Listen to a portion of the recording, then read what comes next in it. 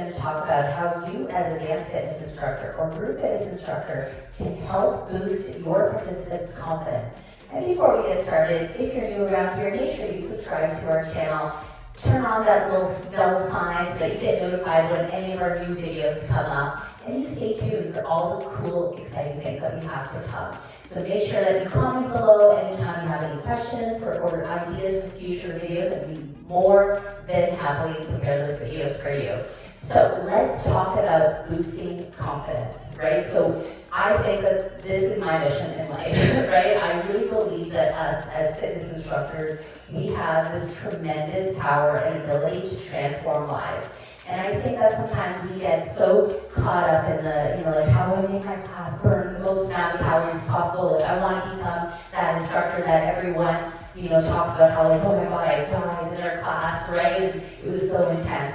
But the thing is that what people really need is to believe in themselves, right? Like, and we want to remember that one of the most important things about fitness is how you can build discipline and confidence in yourself to chase your dreams.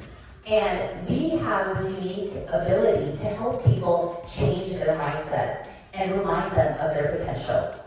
But we can't do that if we're always focusing on burning calories and just like making our classes super, super difficult and not really helping people step out of their comfort zone. So especially when it comes to dance fitness, I think that it's very important to focus on these three things that I'm going to talk about in the video today. So number one is your class introduction and your sign-off. So how do you invite people into your class? So whether it be new people who are attending your class for the first time or people who have been coming to your class regularly, how do you introduce yourself? Do you run in like rushing from your last class, or do you give yourself time to get in comfortably and talk to new members and address like things that maybe they have questions about? Make sure that you give yourself that time to really connect with your members, and it doesn't need to be more than just a few minutes, right? So introduce yourself, ask if anyone's new, if they have any injuries, anything that you should look out for, and explain about what the class is all about and what they can expect.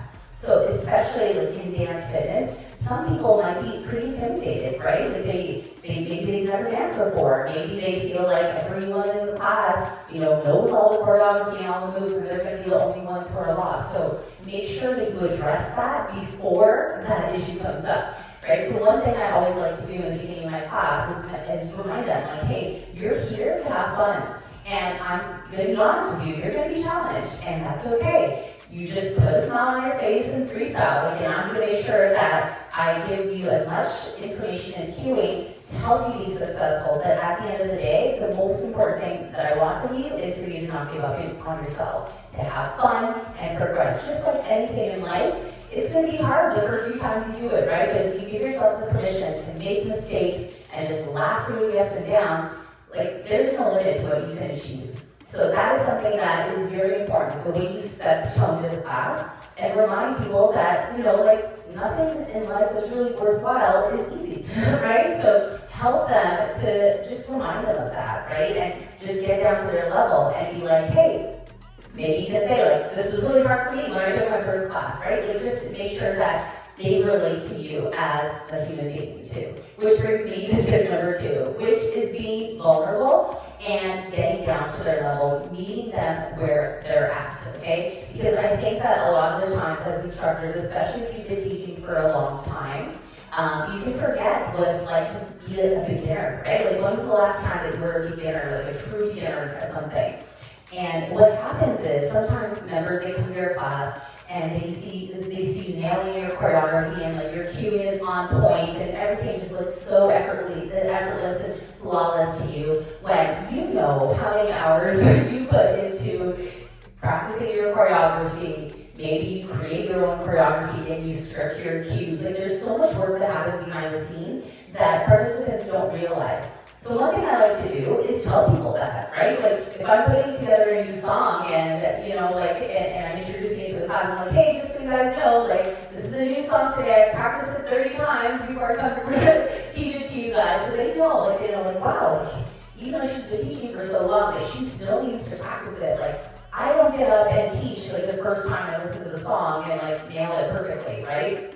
So you have to remind people of that, because then they realize like, oh, okay, like it's okay if I don't get it the first time, like my instructor didn't, like why should I, right? And just reminding them of the journey and how important that journey is. It's not just about the destination, it's about them working at it and getting a little bit better from class to class and just feeling good, right? And just reminding them that it's all about the process, right? It's not about just, becoming a professional dancer or anything like that. It's about allowing themselves to feel those ups and downs and get frustrated and try again, right? I remember when I moved to Brazil, so sometimes people probably think that, because I'm the founder of Brazily Fitness, they probably think I was born and raised in Brazil and, Brazilian music is just in my blood.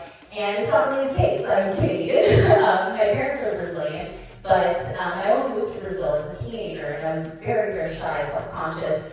And being introduced to Brazilian music really helped me to break out of my shell. But it's not something that happened overnight, right? It was completely new rhythms to me. Everything was so difficult. So it was challenging, especially as someone who's very shy and really scared to step out of my comfort zone. But I would go to classes and I would, try out some moves that I would get the first time, and I'd, go back home, practice in front of the mirror, and be excited to try it again at the next class. And that's, I think, what we should be trying to create for our members. Not the feeling that they have to get the moves down right away, but that they can practice and get better and feel more confident and feel like they can do hard things, right? So that's something that's very important, especially the way that we structure our class. So tip number 3 is to not focus too much on push, play, and go, especially in dance fitness classes. And I know this might seem a little bit counterintuitive because you think, hey, it's a cardio class, I don't want to stop. But the thing is that when you're not stopping to preview certain choreography, it can become a little bit too repetitive with your choreography, because then it takes away from some of the flexibility in your choreography, and it makes things a little bit less engaging.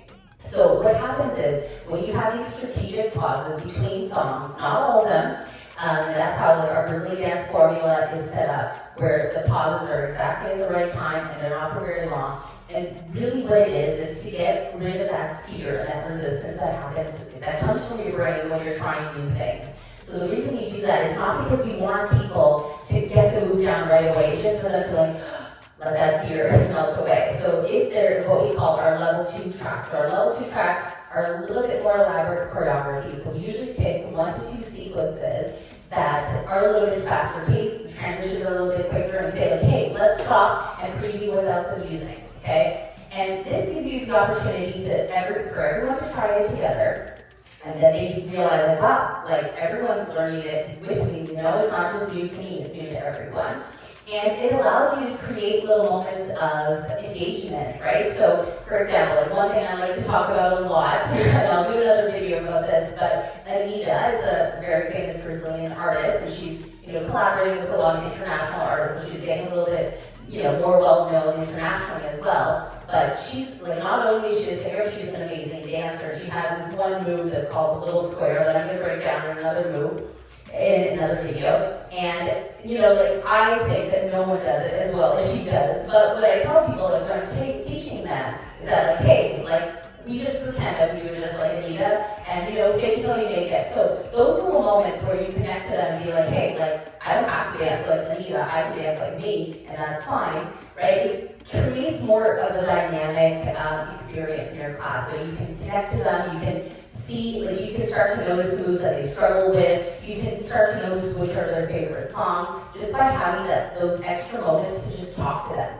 But make sure that your transitions are fast, right? So it shouldn't be more than a minute or so, and just be like, hey, preview, okay, let's do it with music, right? Because it's still a cardio class.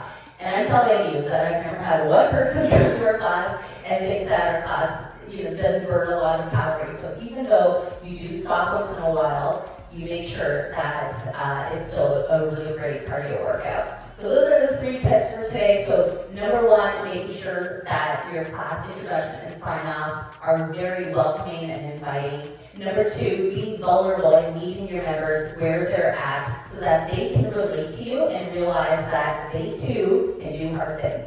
And number 3 is to not focus so much on push, play, and go, and making sure that you are creating an experience where people feel less intimidated and they're there to learn together. So make sure that you, if you haven't yet, subscribe to our channel, comment below what you thought about this, and maybe share how you make your classes more welcoming and help people boost confidence. And make sure you follow along, and we'll see you in the next video.